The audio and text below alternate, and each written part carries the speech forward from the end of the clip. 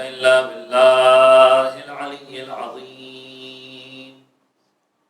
أعوذ بالله السميع العليم من الشيطان اللعين الرجيم. بسم الله الرحمن الرحيم.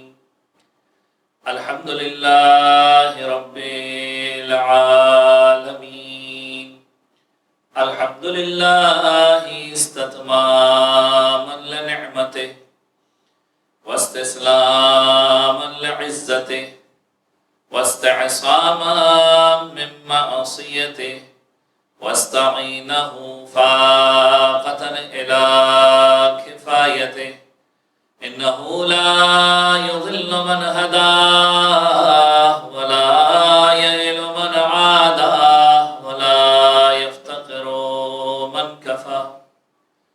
ثم الصلاة والسلام والتحية والإكرام على أشرف الأنبياء والمرسلين خاتم النبيين سيدنا ونبينا ومولانا بالقاسم محمد. اللهم صل على محمد وآل محمد وأهل بيته الطيبين الطاهرين المعصومين المظلومين ولعنة الدائمة على أعدائهم ومنكر فضائلهم وغاصب حقوقهم من يوم ظلمهم إلى يوم الدين. أما بعد فقد قال الله الحكيم في كتابه الكريم. بسم الله الرحمن الرحيم. ومن الناس من يشري نفسه ابتغاء مرضات الله والله رؤوف بالعباد. درود پڑھ دیجیے محمد و آل محمد. اللهم صل على محمد وآل محمد. اذان کرام قدر، شب ضربت امیر المومنین مولا کائنات علی بن ابی طالب علیہ السلام کی مجلس عزا ہے، اور یہ آنے والا ایام یقیناً اہل بیت کے چاہنے والوں کے لیے اور اہل بیت کے گھرانے کے لیے، خاندان اہل بیت کے لیے غم کے ایام ہیں، کہ جس میں کائنات کا مشکل کشا اس دنیا سے رخصت ہو رہا ہے. ان آنے والے دنوں کی مناسبت سے میں نے بھی اپنی گفتگو کو، جو شب ضربت کی مجلس ہے، شب شہادت کی مجلس ہوگی، اور پھر باقی 2 دن یعنی شب 20 رمضان المبارک اور شب 22 رمضان المبارک یعنی روز شہادت، ان ایام کے اعتبار سے ایک خاص موضوع کے اوپر گفتگو کرنے کا اپنی خدمت میں سوچا، اور وہ موضوع ہے فضائل امیر المومنین اور وصیت نامہ امیر المومنین. ان 2 عنوانات کے دائرے کے اندر رہ کر گفتگو آپ کی خدمت میں پیش کروں گا. کائنات کی وہ ہستی کہ جس کا مقام اتنا زیادہ بلند ہے کہ غیر بھی اس کے مقام کا اعتراف کر رہے ہیں. یعنی مولائے کائنات کی جو شخصیت ہے، جو فضائل امیر المومنین ہیں، دیکھیں ایک تو وہ فضائل ہے کہ جو رسول اللہ کی زبانی بیان ہوئے، اس سے زیادہ آتھنٹک فضائل اور کہاں ہوں گے. میں اکثر اوقات اپنے دوستوں کو کہتا ہوں کہ دنیا کبھی کبھار اس ڈیبیٹ میں پڑ جاتی ہے کہ اس نے ایسے فضائل پڑھ دیے، ویسے فضائل پڑھ دیے. میں کہتا ہوں رسول اللہ کی زبانی فضائل کو پڑھو، علی کی فضیلت کو وہاں جا کر سمجھو. دعائے ندبہ اٹھائیے، جمعے کا دن آنے والا ہے، دعائے ندبہ کو اٹھائیے. دعائے ندبہ کو جب کھول کر پڑھیں گے تو اس میں رسول اللہ کی زبانی کچھ فضائل امیر المومنین کا تذکرہ ہے. انشاءاللہ کل کی گفتگو میں کچھ جملوں کا تذکرہ کروں گا، اور آگے کی گفتگو میں بھی کچھ جملے دعائے ندبہ سے آپ کی خدمت میں پیش کروں گا. اور وہ فضائل سب سے معتبر ترین فضائل ہیں جو رسول اللہ علی کے بارے میں کہہ رہے ہیں، جو معصورہ دعاؤں کا حصہ ہے، اس سے زیادہ معتبر چیز آپ کو کہاں ملے گی. یاد رکھیے علی ابن ابی طالب کی ہستی وہ ہستی ہے کہ ایک ایک عمل علی ابن ابی طالب کا قرآن کی آیتوں کی زینت بنتا جا رہا ہے. یعنی اگر میرا مولا کسی مقام پر انگشتری کو زکات میں دے دیا کرتا ہے، آیت قرآنی نازل ہو جایا کرتی. میرا مولا کسی مقام کے اوپر بھوکوں فقیروں کو مسکینوں کو کھانا کھلا دیا کرتا ہے، سورہ دہر آیتوں کی صورت میں نازل ہونا شروع ہو جاتی. یہ علی کے فضائل ہیں. سورہ مبارکہ بقرہ کی آیت نمبر 207 آپ کے سامنے پیش کی گئی. ارشاد رب العزت ہوتا ہے وَمِنَ النَّاسِ مَن يَشْرِي نَفْسَهُ ابْتِغَاءَ مَرْضَاتِ اللَّهِ وَاللَّهُ رَءُوفٌ بِالْعِبَادِ. انسانوں میں سے کچھ ایسے ہیں جو خدا کی مرضی کو خرید لیا کرتے ہیں، اپنے نفس کو بیچ دیا کرتے ہیں. لیکن جب بھی کوئی ڈیلنگ ہوتی ہے نا، بائنگ اور سیلنگ، دنیا کے اندر ایک دستور ہے. خریدار جب کسی جگہ پر جاتا ہے کچھ خریدتا ہے تو یہاں پر 4 قسم کی چیزیں ہیں. ایک تو یہ ہے کہ خریدنے والا، دوسرا ہے بیچنے والا، تیسری چیز کہ کیا چیز خریدی گئی، اور چوتھی چیز کہ اس خریدی ہوئی چیز کے بدلے میں موڈ آف پیمنٹ کیا تھا. 4 چیزیں ہو گئی. اس آیہ مبارکہ کے اندر خداوند عالم کہہ رہا ہے انسانوں میں سے کچھ ایسے ہیں کہ جو مرضی پروردگار کو خرید لیتے ہیں، اپنے نفس کے ذریعے سے، اپنے نفس کے بدلے میں. اس آیہ قرآن کی تفسیر اٹھا کر دیکھیے، کئی سارے مفسرین نے، خود اہل سنت کے کئی سارے مفسرین نے جب اس کی تفسیر کو بیان کیا تو مولا کائنات کا ذکر کیا کہ شب ہجرت کے واقعے کی طرف اشارہ ہے کہ علی ابن ابی طالب رسول اللہ کے بستر پر اس انداز میں سو گئے. یہ پرواہ نہیں کی کہ لوگوں کی تلواریں آ کر چلنے والی ہیں، یہ فکر نہ کی کہ اگر گردن پر تلوار چل گئی تو کیا ہوگا. فقط ایک سوال رسول اللہ سے کیا تھا، یا رسول اللہ علی کے سونے کی وجہ سے آپ کی جان بچ جائے گی. رسول اللہ کا جواب سن کر علی کو فکر نہ تھی کہ تلواریں علی کے اوپر آ جائیں. اور پھر روایت الجملے لکھے کہ میرا مولا کہتا ہے کہ اس رات جیسی نیند علی نے کسی اور دن نہیں کی. اتنے سکون کے عالم میں سویا. جب ایسے سکون کے عالم میں سویا تو پروردگار عالم کو اتنا پسند آیا کہ پروردگار عالم نے کہا کہ اے علی تو نے میری مرضی کو خرید لیا، اپنے نفس کو دے دیا خدا کے حوالے کر کے، خدا کی مرضی کو خرید لیا. یہ واقع غور کیجئے کہ پروردگار عالم کی بارگاہ میں امام اپنے نفس کو دے کر خدا کی مرضی کو خرید رہے ہیں.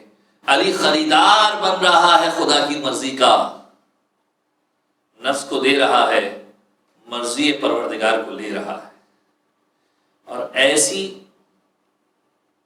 کیفیت آپ کو کہاں ملے گی؟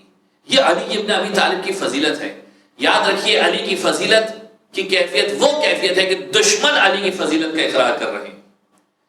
آج دنیا علی کی فضیلت کے واقعات سے بھری پڑی ہے.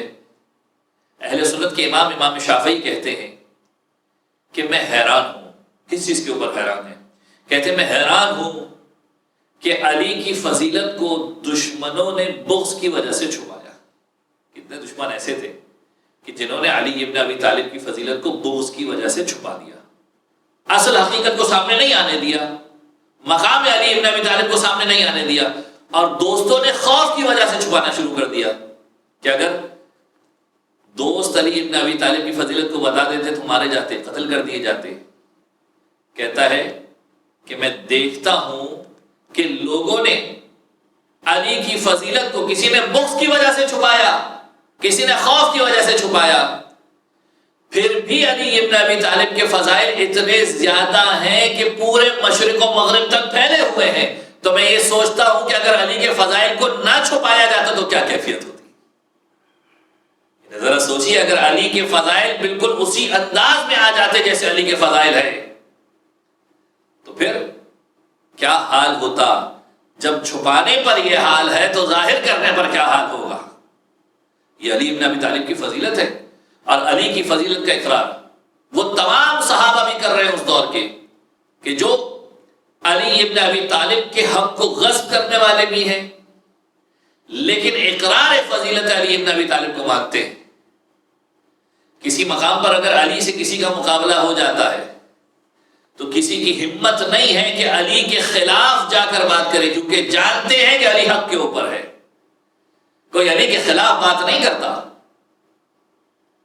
تاریخ نے ایک واقعے کو نقل کیا جو اہل سنت کی کتابوں کے اندر موجود ہے کہ مکہ مکرمہ کے اندر طواف ہو رہا ہے، خانہ کعبہ کے اندر، اور خانہ کعبہ کے اندر جب طواف ہو رہا ہے تو ایک موقع ایسا آتا ہے کہ مولا کائنات ایک شخص کو دیکھتے ہیں کہ جو غلط کام کر رہا ہے طواف کے دوران۔ کچھ لوگ ایسے ہوتے ہیں کہ طواف کرتے ہوئے بھی نہیں سدھرتے، یعنی خانہ خدا کے اندر، خدا کے گھر کے اندر جا کر عبادت کر رہے ہیں، لیکن وہاں پر بھی بہتری کی طرف نہیں جاتے۔ مولا کائنات نے پہلی مرتبہ اسے روکا، سمجھایا کہ غلطی مت کر، یہ گناہ مت کر۔ دوسری مرتبہ میرے مولا نے جب اسے دیکھ کر یہ سمجھایا، دوسری مرتبہ پھر تنبیہ کی۔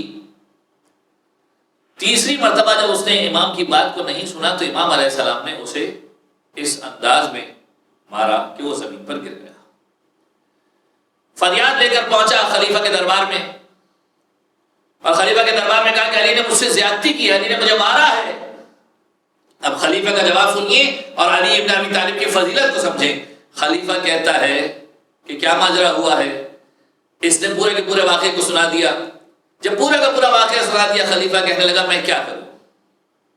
تجھے عین اللہ نے دیکھا ہے، تجھے لسان اللہ نے سمجھایا ہے، اور پھر اس کے بعد تجھے ید اللہ نے مارا ہے۔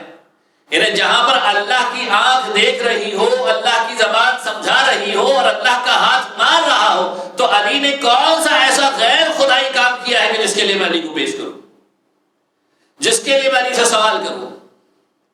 ہر کام کے اندر خدا کی جب مرضی شامل حال ہے تو پھر علی سے سوال پوچھنے کی گنجائش نہیں ہے۔ یہ ہے مقام علی ابن ابی طالب کے۔ لوگ جانتے ہیں کہ اگر علی کسی کو سزا دے رہا ہے تو واقعا وہ سزا کا حقدار ہے۔ اگر علی کسی کو سمجھا رہا ہے تو علی لسان اللہ ہے، اللہ کی زبان سے سمجھا رہا ہے۔ اور کہاں ملے گا علی ابن ابی طالب جیسا کردار آپ کو؟ یاد رکھیں گے وہ ہستی ہے کہ جو بالکل سیرت کے اندر رسول اللہ جیسی ہے۔ یاد رکھیے فکر علی ابن ابی طالب فکر رسول جیسی فکر ہے۔ جیسا رسول فیصلہ کرتے ہیں ویسا علی ابن ابی طالب فیصلہ کرتا ہے۔ جس انداز میں رسول دین کے اعتبار سے چلتے ہیں، علی ابن ابی طالب بھی اسی انداز میں چلتا ہے۔ تاریخ اٹھا کر دیکھیے، آپ کو اگر نفس رسول کو سمجھنا ہے تو علی کے کردار کو سمجھنے کی کوشش کیجیے۔ مجھے نہیں معلوم کہ آج کی گفتگو میں وصیت نامے کی بات شروع کر پاؤں گا یا نہیں کر پاؤں گا، لیکن ابھی اس گفتگو کو آگے بڑھنے دیتا ہوں کہ نفس رسول علی ابن ابی طالب کس انداز میں دین کا کام کر رہے ہیں، جس انداز میں رسول اللہ نے کیا۔ اگر رسول اللہ کسی غلط کام کو دیکھتے ہیں مہلت نہیں دیتے۔ تاریخ اٹھا کر دیکھیے، جب مشرکین مکہ مسلمان ہونا شروع ہوئے تو کچھ مسلمان ایسے تھے کہ جنہیں اپنی پرانی عادتوں سے بہت لگاؤ تھا۔ اتنا لگاؤ تھا کہ انہیں پرانی عادتیں چھوڑنے کا دل نہیں تھا۔ رسول اللہ کی خدمت میں آ کر کہنے لگے یا رسول اللہ ہمیں 1 سال اور دے دیا جائے کہ ہم 1 سال تک اور بتوں کی پوجا کر لیں۔ یعنی ان بتوں کی پوجا کرنے کے بعد بھی ان کا دل نہیں بھرا تھا۔ یاد رکھیے، رسول کے کردار کو دیکھیے اور پھر علی کے کردار کو ملائیے، سمجھ میں آئے گا کہ علی کسی بھی انداز میں رسول سے جدا نہیں ہے، عین رسول اللہ ہے۔ رسول اللہ کے پاس ہے، یا رسول اللہ 1 سال تک بتوں کی اور پوجا کرنے کی اجازت دے دیجئے۔ دوسری اجازت یہ دے دیجئے، 3 سوالات کیے رسول اللہ سے۔ دوسری اجازت یہ دے دیجئے یا رسول اللہ کہ ہمیں نماز پسند نہیں ہے، نماز کی چھٹی دے دیجئے، نماز پسند نہیں ہے، نماز پڑھنے کے لیے ہمیں مجبور نہ کیا جائے۔ تیسرا سوال یہ کہ یا رسول اللہ ہمیں یہ جو ہمارے گھروں میں بت پڑے ہوئے ہیں یہ انہیں یہیں رہنے دیا جائے اور ہمیں انہیں توڑنے پر مجبور نہ کیا جائے۔ مجھے نہیں معلوم کہ کیسے مسلمان تھے، اللہ پر ایمان لانے کے بعد بتوں سے ایسی محبت تھی ان لوگوں کی حقیقت میں یہ وہ منافقین تھے کہ جن کے دلوں میں اب تک بت پرستی زندہ تھی، جو بعد میں بھی نظر آئی۔ جب نفاق ظاہر ہوا لوگوں کا تو سمجھ میں آیا کہ زبان پر اسلام تھا، دلوں کے اندر ایمان داخل نہیں ہوا تھا۔ اسلام ان کے دلوں میں موجود نہیں تھا، زبان کے اوپر موجود تھا۔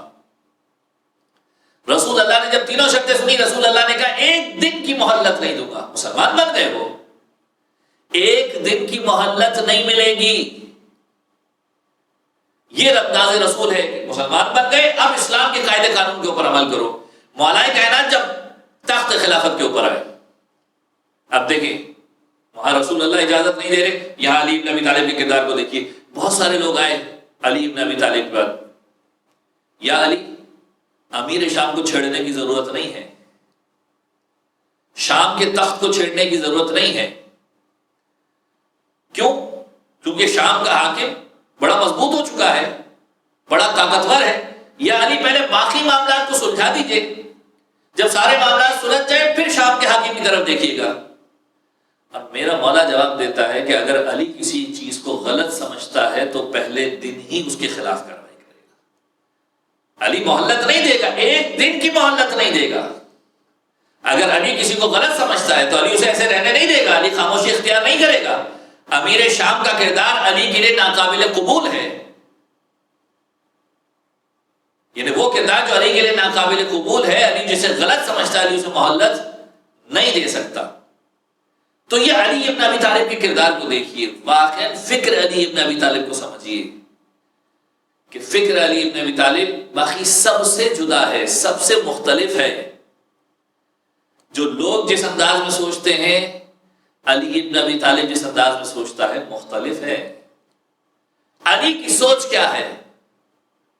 ایک روایت ابن عباس سے کہ ابن عباس سے کچھ سوالات کیے گئے۔ کیا سوالات کیے گئے؟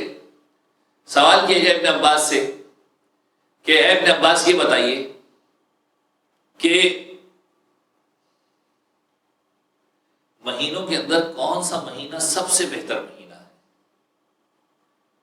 3 سوالات کیے گئے ابن عباس سے۔ پہلا سوال کہ ابن عباس یہ بتائیے مہینوں کے اندر سب سے بہترین مہینہ کون سا ہے؟ دنوں کے اندر سب سے بہترین دن کون سا ہے؟ اور عمل کے اندر سب سے بہترین عمل کون سا ہے؟ اگر میں یہ سوال آپ کی خدمت میں پیش کروں، کیا جواب دیں گے؟ یعنی اگر ایک عام انسان سے یہ سوال کیے جائیں تو وہی جواب ہوگا جو سب کا ملتا جلتا ہوگا۔ ابن عباس نے بھی وہی جواب دیا۔ مثلا کیا جواب ہونا چاہیے؟ ابن عباس نے جواب دیا کہ مہینوں میں سب سے بہتر مہینہ رمضان کا مہینہ ہے، دنوں میں سب سے بہتر دن جمعے کا دن ہے، عمل میں سب سے بہتر عمل نماز ہے۔ ابھی جواب دے دیا۔ کسی نے آ کر علی ابن ابی طالب سے بھی یہ سوال کیا اور کہا مولا ابن عباس نے یہ جواب دیے اور میرا مولا کچھ مختلف جواب دے رہا ہے۔ اور واقعا علی کا جواب سنیے، اپنے دلوں کو تازگی بخشیے کہ علی ابن ابی طالب کس انداز میں دیکھتا ہے دنیا کو، کس انداز میں خدا کی بارگاہ میں جا کر عبادتوں کو انجام دیتا ہے علی ابن ابی طالب۔ امام فرماتے ہیں جو تم نے سوال کیا کہ کون سا مہینہ سب سے بہتر مہینہ ہے، تو یاد رکھو وہ مہینہ سب سے بہتر مہینہ ہے جس میں تمہیں توبہ کی توفیق نصیب ہو جائے، تم خدا کی بارگاہ میں جاؤ گڑ گڑاؤ۔ اب اس حال کا کون سا مہینہ ہوگا؟ کچھ لوگ ہوں گے جو رمضان کو کھیلوں کے اندر گزار دیں گے، ہو سکتا ہے ذی الحجہ کے مہینے میں توفیق نصیب ہو سکتا ہے محرم کے مہینے میں توفیق نصیب ہو۔ وہ مہینہ کہ جس میں تمہیں توبہ کی توفیق نصیب ہو جائے وہ سب سے بہتر مہینہ ہے۔ پھر فرماتے ہیں کہ تم نے سوال کیا کون سا دن سب سے بہتر دن ہے، تم نے سوال کیا کہ کون سا عمل سب سے بہتر عمل ہے، تو یاد رکھو علی کی نظر میں سب سے بہتر عمل وہ ہے جو تمہارے خلوص کی وجہ سے خدا کی بارگاہ میں قبول ہو جائے۔ علی نماز روزے کی بات نہیں کر رہا، علی کہہ رہا ہے تمہارے دل میں خلوص ہوگی، ولایت اہل بیت ہوگی، تمہارا عمل قبول ہو جائے گا۔ سب سے بہترین عمل کون سا ہے؟ جو تمہارے خلوص کی وجہ سے، دیکھیں ولایت علی تو شرط ہے، جو تمہارے خلوص کی وجہ سے خدا کی بارگاہ میں قبول ہو جائے۔ اور جو تم نے سوال کیا کہ سب سے بہترین دن کون سا ہے، امام فرماتے سب سے بہترین دن وہ ہے کہ جس دن تمہیں ایمان کی سلامتی کے ساتھ موت آ جائے، ایمان کی سلامتی کے ساتھ موت آ جائے۔ دیکھیں علی ابن ابی طالب کے نزدیک ایمان کی سلامتی بہت امپورٹنٹ ہے۔ پھر خطبہ شعبانیہ کی طرف چلیے۔ ابتدا میں نے عرض کیا تھا کہ جب رسول اللہ نے مولائے کائنات کو بتایا تھا کہ علی تیرے سر کے اوپر ضربت لگنے والی ہے، تو علی ابن ابی طالب نے کیا سوال کیا تھا؟ یہ سوال کیا تھا، یا رسول اللہ میرا ایمان سلامت ہوگا؟ ایمان کی سلامتی سب سے زیادہ امپورٹنٹ ہے، اور تاریخ اس بات کی گواہ ہے۔ آج شب ضربت امیر المومنین ہے، ملاتا جاؤں عنوان کو۔ عبد الرحمن ابن ملجم اہل بیت کے مولائے کائنات کے چاہنے والوں میں سے تھا، کوئی پہلے سے دشمن علی نہیں تھا۔ یاد رکھیے اسی لیے ایمان کی سلامتی کی دعا مانگیے، کہیں ایسا نہ ہو کہ آج تو ہم علی ابن ابی طالب سے محبت کرنے والے ہیں، ایک ایسا وقت نہ آئے کہ ہم علی کی محبت کو چھوڑ کے کسی اور طرف نکل جائیں۔ کس انداز کی محبت کرتا تھا کہ مولائے کائنات جب تخت خلافت کے اوپر بیٹھے، دیکھیں علی ابن ابی طالب نے 4 سال اور 9 مہینے کا دور تقریباً تخت خلافت کے اوپر گزارا ہے، 4 سال اور 9 مہینے تقریباً۔ جب میرا مولا تخت خلافت کے اوپر بیٹھا، کئی ساری جنگیں لڑنی پڑی۔ جنگ جمل، اونٹوں والی جنگ، جنگ صفین کہ جو 18 مہینے تک جاری رہی۔ جنگ صفین جو امیر شام کے ساتھ لڑی گئی، 18 مہینے تک وہ جنگ جاری رہی ہے، جس کا سب سے زیادہ نقصان حکومت اسلامی کو بھی پہنچا، مسلمانوں کو بھی پہنچا، کیونکہ اس کے بعد جب قرآن کو نیزوں پر بلند کیا گیا اس جنگ کے اندر، تو پھر وہ فرقہ پیدا ہوا جسے خوارج کے نام سے جانا جاتا ہے۔ اور تیسری جنگ میرے مولا نے ان خوارج سے لڑی کہ جو اس جنگ کے بعد پیدا ہوئے۔ عزیزان گرامی، ابن ملجم کون تھا؟ تاریخ اٹھا کر دیکھیے، مولا کائنات کا محبت کرنے والا تھا، مولا کی خدمت میں آیا۔ جب مولا تخت خلافت کے اوپر بیٹھے، ان خاص نمائندوں کے اندر مولا کے پاس آیا تھا، امام کے پاس آ کر امام کی بیعت کرنا چاہتا تھا۔ امام علیہ السلام نے بیعت لینے سے انکار کر دیا۔ امام نے پوچھا کہ پہلے تو یہ بتا کہ میں ہوں کون، میں ہوں کون؟ کہنے لگا کہ آپ امام عادل ہیں۔ اب دیکھیں کس انداز میں امام کی فضیلت کو بیان کر رہا ہے۔ آپ امام عادل ہیں، آپ بدر تمام ہیں، آپ وہ ہیں من فضلہ اللہ علی سائر الانعام، آپ وہ ہیں جنہیں خداوند عالم نے سارے انسانوں پر فضیلت دی ہے۔ یہ اس کے ایمان اور محبت کی کیفیت ہے۔ کیسے بگڑ گیا یہ ایمان؟ کیسے سلامتی ختم ہو گئی ایمان کی؟ یہ اس کے ایمان کی کیفیت تھی۔ امام کی بیعت کرنا چاہتا، امام قبول کرنے سے انکار کر دیتے۔ امام فرماتے ہیں کہ تو ہی وہ ہے کہ جو مجھے زخمی کرنے والا ہے، تیرے ہی وار سے میری داڑھی خون سے رنگین ہونے والی ہے۔ امام کی خدمت میں بیٹھا کہنے لگا مولا آپ میری گردن کو اڑا دیجئے۔ یعنی اتنا محبت کر رہا ہے امام سے، امام کے سامنے تولا کا اظہار بھی کر رہا ہے، تبرہ کا اظہار بھی کر رہا ہے، امام کے دشمنوں سے بیزاری کا اظہار بھی کر رہا ہے۔ امام اسے بتاتے کہ جب تو بچپنے کے عالم میں تھا، روتا تھا، یہودی دایا تجھے مار کر چپ کراتی تھی اور کہتی تھی اے ناقہ صالح کو قتل کرنے والے بدبخت سے زیادہ بدبخت آدمی، یعنی صالح کی اونٹنی کو مارنے والے سے زیادہ بدبخت، یہ کہہ کے تجھے چپ کراتی تھی۔ بہرحال اس وقت یہ امام سے اتنی محبت کرتا تھا، امام سے قربت اختیار کرنا چاہتا تھا، امام نے اس کی بیعت کو قبول نہیں کیا، کیونکہ امام جانتے تھے کہ آگے اس کا حال ہونے والا ہے، سزا نہیں دے سکتے تھے پہلے سے۔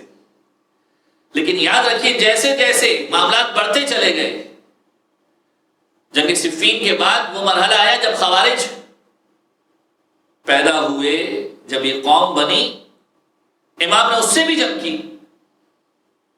ان لوگوں کے اندر یہ شامل تھا ابن ملجم، اور کہتے ہیں کہ 4000 کے لشکر میں تقریباً 10 لوگ بچے تھے، ان 10 میں سے ایک ابن ملجم تھا جو بچ گیا۔ اور پھر ابن ملجم نے کچھ لوگوں کی مدد سے قتل کا پورا پلان رچا، جس کے اندر 3 لوگوں کو قتل کرنا تھا، اور وہ مرحلہ آ گیا کہ اپنی تلوار کو زہر میں ڈبو کر تیار کرنے لگا۔ کس لیے تیار کرنے لگا؟ کہ اس سے علی ابن ابی طالب کو نقصان پہنچا سکے۔ عزیزان گرامی، ایمان کی سلامتی کی دعا سب سے اہم ترین دعا ہے۔ خدا سے ہر وقت یہ دعا مانگیے کہ پروردگار عالم جب تو اٹھانا ایمان کی سلامتی کے ساتھ اٹھانا، کہیں ایسا نہ ہو کہ آج ہم اہل بیت کی محبت کا دم بھرنے والے لوگ ہیں، کل اہل بیت کی دشمنی کے اندر گرفتار ہو جائے، کہیں ایسا نہ ہو۔ ابن ملجم ابتدا کے اندر علی بن ابی طالب سے محبت کرنے والے لوگوں میں سے تھا، لیکن پھر وہ مرحلہ آیا کہ اپنی تلوار کو زہر میں ڈبو کر تیار کرنے لگا۔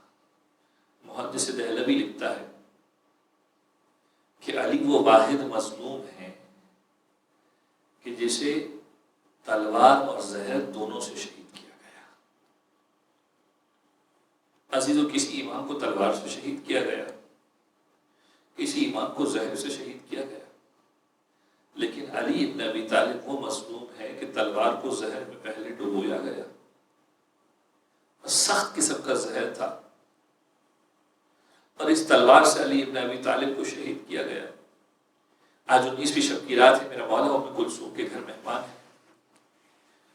افطار کے وقت میرا مولا افطاری کرنے کے لیے بیٹھتا ہے، جب غذا کو دیکھتا ہے تو ایک مرتبہ ام کلثوم سے کہتا ہے، ام کلثوم یہ 2 چیزیں کیوں رکھی ہے؟ ایک چیز کو اٹھا لو، تمہیں پتا ہے کہ تمہارا بابا 2 چیزیں نہیں کھاتا۔ دودھ کو وہاں سے ہٹوایا، عبادت کے اندر مشغول ہوتا ہے، رات جیسے جیسے گزرتی ہے علی کی بے چینی اور اضطراب بڑھتا ہے۔ روایت لکھتی ہے کہ ایک وقت ایسا آتا ہے کہ علی صحن خانہ میں آتا ہے، آسمان کی طرف دیکھتا ہے، اور آسمان کی طرف دیکھ کر کہتا ہے یہ وہی رات ہے جس کی خبر مجھے رسول اللہ نے دی تھی۔ بار بار زبان کے اوپر جملے آتے ہیں، انا للہ و انا الیہ راجعون، یہ وہی رات ہے جس کی رسول اللہ نے خبر دی تھی۔ کچھ دیر گزرتی ہے، میرا مولا مسجد کی طرف نکلنا چاہتا ہے۔ روایتوں نے لکھا جب میرا مولا مسجد کی طرف جانا چاہتا تھا، مرغابیوں نے آگے بڑھ کر میرے مولا کے دامن کو تھام لیا، رونے لگی، شور و فغاں کرنے لگی۔ میرے مولا نے ام کلثوم کو بلا کر کہا، ام کلثوم اگر ان کی غذا اور پانی کا خیال نہ رکھ سکو تو انہیں آزاد کر دینا۔ میں ہاتھ جوڑ کر مولا کی خدمت میں عرض کروں گا، مولا ان مرغابیوں کے دانے پانی کا اتنا خیال ہے کہ ام کلثوم کو وصیت کر رہے ہیں، کربلا کے اندر آ کر دیکھیے 61 ہجری کے اندر کربلا میں حسین کے یتیم ایسے ہوں گے کہ بھوک و پیاس سے ململا رہے ہوں گے، پانی نہیں دیا جائے گا۔ حسین کو 3 دن کا بھوک و پیاسا کربلا میں شہید کر دیا جائے گا۔ میرا مولا مسجد کوفہ کی طرف جاتا ہے، رستے میں اپنے قاتل کو اٹھاتا ہے، محراب اذان پر جا کر اذان دیتا ہے۔ ایسی اذان دی میرے مولا نے کہ کوفے کے ہر گھر میں سنی گئی، لوگ علی کے اس چراغ کو دیکھ کر بیدار ہو گئے۔ اور جب میرا مولا نماز کے اندر جاتا ہے، ملعون کی تلوار چلتی ہے، وہ زہر بھری تلوار چلی ہے، اور علی کی صدا بلند ہوئی، فزت ورب الکعبہ، رب کعبہ کی قسم علی کامیاب ہو گیا۔ ارے محراب کوفہ کے اندر، مسجد کوفہ کے اندر علی کی جمی خون سے سرخ ہو گئی، اور میرا مولا کہنے لگا، فزت ورب الکعبہ، الا لعنۃ اللہ علی القوم الظالمین وسيعلم الذین ظلموا علی محمد یوم القیامۃ ينقلبون۔ بار الہ ہمارے اس توسل کو اپنی بارگاہ میں قبول فرما، زمانے کے امام کے ظہور میں تعجیل فرما، ہمیں ان کے اعمال و اثار میں شمار فرما۔